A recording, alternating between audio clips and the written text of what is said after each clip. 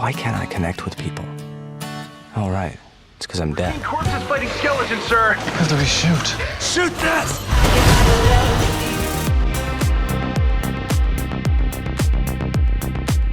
Hey everyone, welcome back to Let's Talk. My name is John, and today we're here to talk about the 2013 zombie romantic film, Warm Bodies, and we're here to talk about its brand new 4K Steelbook that just came out. But before we dive into that, if you are a fan of 4K Blu-ray reviews, movie reviews, some tech and game reviews, and now we do podcasts, if you're into all that, then this is the channel for you, and nothing would help us out more than by you liking this video, subscribing to the channel, and then subscribing to us on all podcast services. So this film is directed by Jonathan Levine, and it's based on the 2010 novel by Isaac Marion, and it stars Nicholas Hoult, Teresa Palmer, Rob Corddry, Dave Franco, and John Malkovich. And this was actually my first time seeing this movie, and I did really enjoy it. This kind of came out during what I like to call the dark time of my film watching history, from about 2011 through 2013, and I think it was Interstellar really brought me back into seeing movies every week. I was still seeing movies from 2011 to 2013, but just not as much. I had started dating my now wife at the time, and we just weren't going to the movies as much. I guess we were just really into our new flourishing love, so I didn't have my finger to the pulse with film like I do now, and like I did before I started dating her. So this movie kind of came out during that brief window where I wasn't just seeing that movies much. Like, I knew of this movie, I was very familiar with the poster.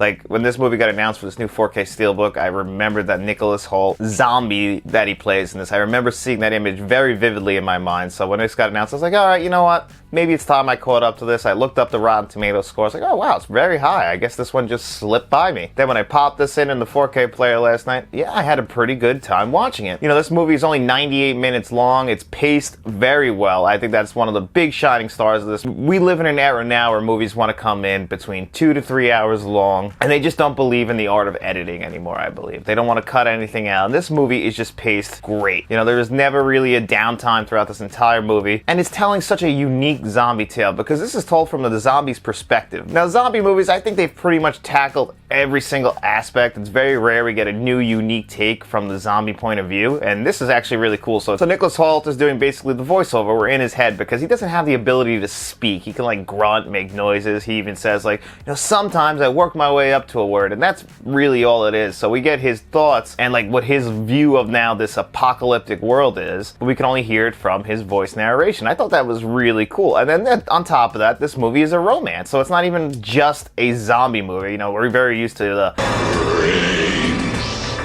blood and guts and like the violence of it, but no, this is telling a very different tale, because Nicholas Hoult's character of R, as he becomes known as, he kills the boyfriend of Teresa Palmer's character, and the boyfriend was played by Dave Franco. So he's in this movie briefly, and we actually see some flashbacks of him through memories, because one thing I thought was really cool about this movie is the fact that when you eat the brains of somebody, you get their memories. And I really do think that the message of this movie is also very phenomenal. So I'm going to be spoiling it a little bit if you don't want to know anything about this movie. It is 10 years old now, so I feel like it's safe to dive into it, even though if you're like me, you haven't caught up to it until now.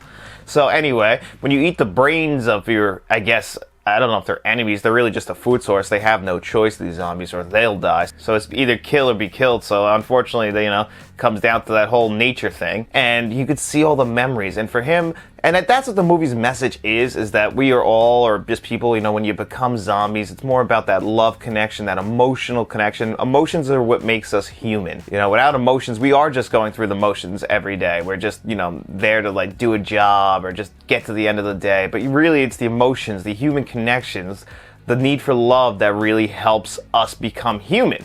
So even though these are zombies, it's an allegory for the fact that, you've heard that term, that like, he's just a zombie. It's just a walking zombie. And that's pretty much what this is. Until he finds Teresa Palmer's character, that's all he is. And then he finds love. That's the moral of the story. Once he finds love, he starts to become more human again. He's coming back to what he once was. And I love that message. I mean, it's told in a very unique way in a zombie story. It can be a little bit schmaltzy at times, but you know what? I'm a big fan of schmaltz. I can't sit here and lie to you. I've heard people say, they don't like that kind of thing. Like, when they beat you over the head and they're trying to manipulate your emotions. I'm fine with my emotions getting manipulated, and that I had no problem with that throughout this entire movie. I actually really did enjoy the work of our two leads. Nicholas Hoult can be hit or miss for me, but I think he's perfectly cast in this role. Teresa Palmer, she's pretty good. I didn't think she was the greatest performance in this movie, and I know I'm going to get some flack for this, but John Malkovich plays her dad in this, and honestly, I didn't think he was the greatest. John Malkovich, I never think of somebody who is a warm human being. Ironically, this movie's called Warm Bodies. I always think that I've seen him more in the villain, the tough guy role. I never really have had an emotional connection where I thought, okay, this guy, even though he's such a great actor, don't get me wrong, I love John Malkovich. I mean, this is Cyrus the Virus we're talking about here. But I just never have felt an emotional connection to any of his, like, performances. I've always felt like he can play the heavy really well. He does a great job portraying what he needs to portray, but I would not see him in this kind of role because at the end of the movie, he does have to make that turn to be kind of a warm, loving father. And I feel like an actor like J.K. Simmons would have been better cast in this role because he can play that tough, overbearing father, and he can also come down and be warm, such as in, you know, this is the J.K. Simmons was in Oz, but then he was also in Juno. So we could see that he could play both angry and warm, and I just think that John Malkovich doesn't have that gear, and I just think he's kind of miscast in this movie. That's not to say that John Malkovich is a bad actor, I just think that somebody else would have been better in that role. And actually, I think it's funny, one of the better performances of this movie, and they plays the whole movie as a zombie, pretty much, is Rob Corddry, the lead singer of Motley Crue. Just one more night, and I'm coming on this long and winding road. And I love this guy. Every time he pops up, he's always really funny. And he's not really that funny in this movie. This is actually kind of a different gear. You know, he's still funny, but I like the moments where we see him trying to become human again and like trying to be emotional and, you know, show like, because he's Nicholas Holt's best friend, even though they don't really get to talk to each other because they're both zombies, but he supports his friend. You know,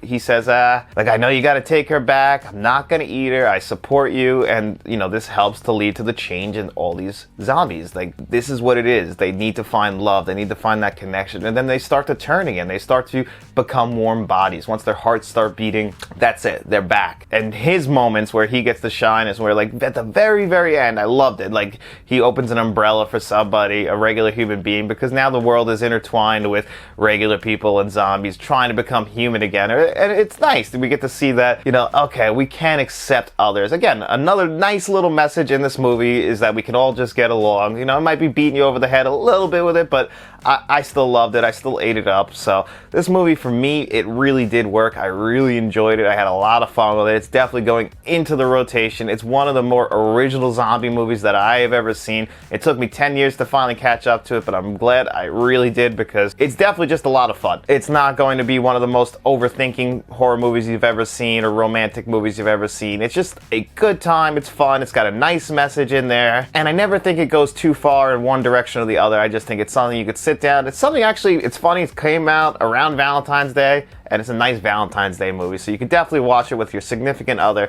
and have a good time, because that's what I did, and we both really did enjoy it. And I'm also really glad that I picked up this 4K Steelbook that just came out, so let's dive into that review right now.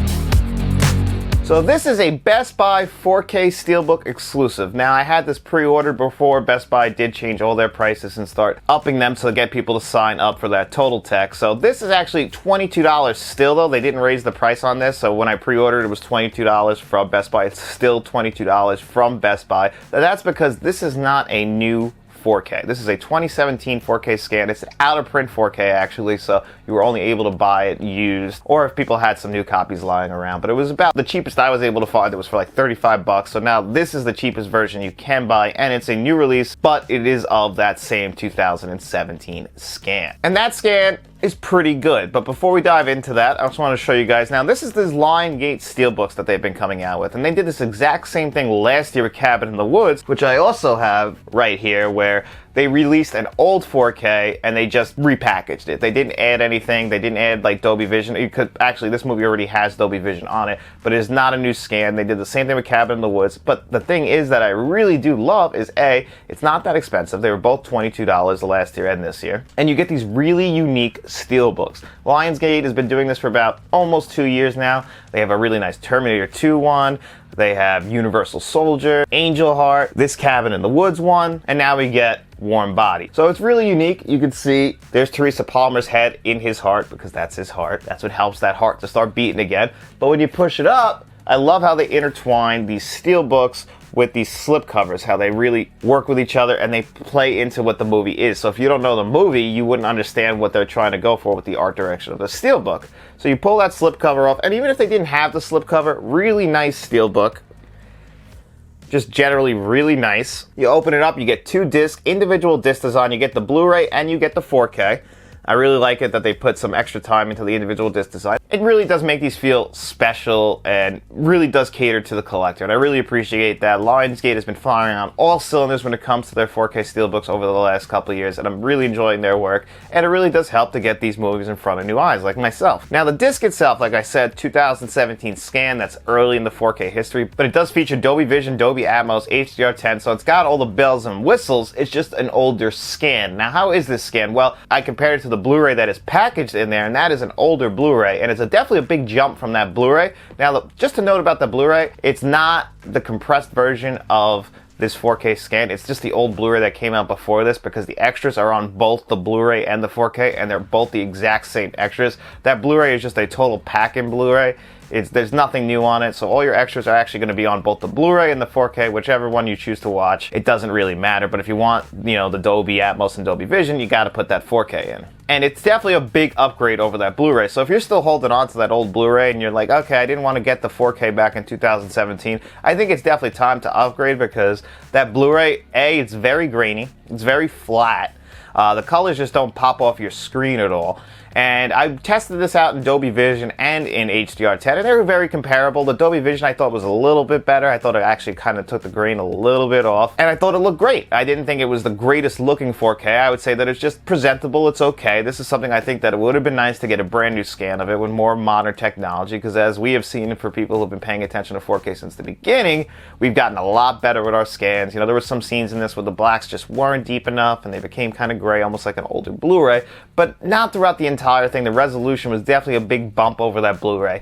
And I have no real complaints about the 4K, other than I think it would have actually just looked nicer if they did a reduced scan of it. But the Dolby Vision, the HDR10, they do their job. This is definitely the definitive edition of this movie. It's not that old of a movie, so obviously it's not going to look ugly, and that Blu-ray isn't the worst Blu-ray I've ever seen. It's just now it looks very dated, especially compared to this 4K, and I still think that this 4K does have some room for improvements. Now, one place I don't think this needs to improve at all is actually its Dolby Atmos track. Very unique Dolby Atmos track, because Nicholas Hoult was doing voiceover because we're in his head, and every time he does do voiceover, it actually spreads out through, I believe, all your speakers. Like, your rear speakers had the narration, and I'm not used to that. That was actually the first time I was like, wow, it's coming out really loud through my rear speakers, and I thought it was really cool. So every time he would pop in and do a narration, I thought it sounded great. And another unity, and on top of that, this is a very music-heavy movie. We get a Bruce Springsteen song in here. I love Hungry Heart. Oh, it's Bruce. We get the song Missing You.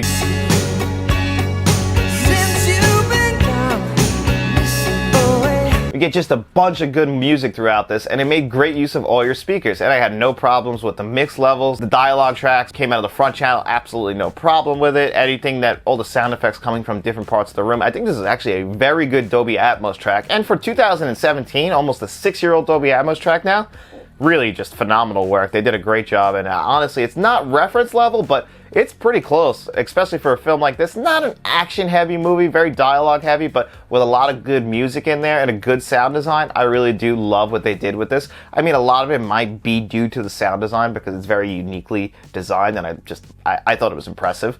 But to adapt it into a Dolby Atmos track, I think they did a great job with it. Now, the extras are the same that are on the Blu-ray, like I said.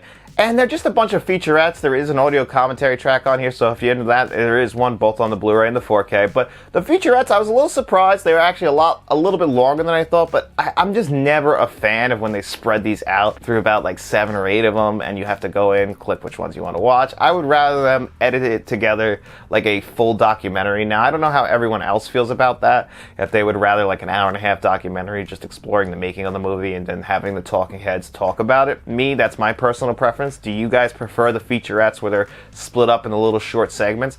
I've always been frustrated by that, but I would rather have that than nothing, because I do like to find out how these movies are made and what the actors thought about while making the movie, the producers, the director, the cinematographer. So I'm always fascinated by that, and I'd rather have something than nothing, but I just wish it was edited together, if that makes sense.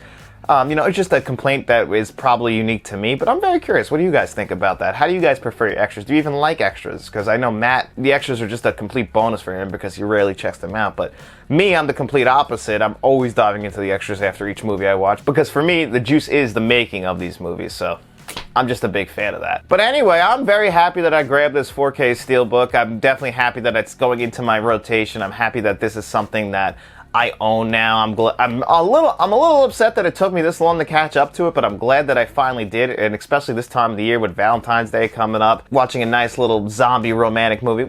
It definitely caters to the romantic in me and the horror fan in me, so I was really happy with it, and I was really glad that my wife enjoyed watching this with me as well. So those are always fun moments, and it was a fun movie. Paced great. The 4K is pretty solid, not the greatest thing I've ever seen. So overall, I'm still going to give this a 8 out of 10 if you include the packaging, audio, visuals, the film itself, and the extras. This is a pretty solid piece, and the price at $22 really isn't that bad, especially for a 4K Steelbook like this. I really think it's kind of a steal. I don't really want to recommend purchasing from Best Buy right now, but this is the cheapest way to get this movie. And if you want to see it, it is streaming on Peacock, and I could still recommend the film as a film itself. But if you do want to just grab this 4K Steelbook, I could definitely recommend that as well. And guys, if you like these sort of reviews and you're into what we do here on the channel, nothing helps this channel out more than by you liking this video, subscribing to the channel, searching for us on all podcast services, giving a couple of 5-star men, a couple of 5-star ratings. And then after you do all that, I want you guys to all go out, tell your friends about us.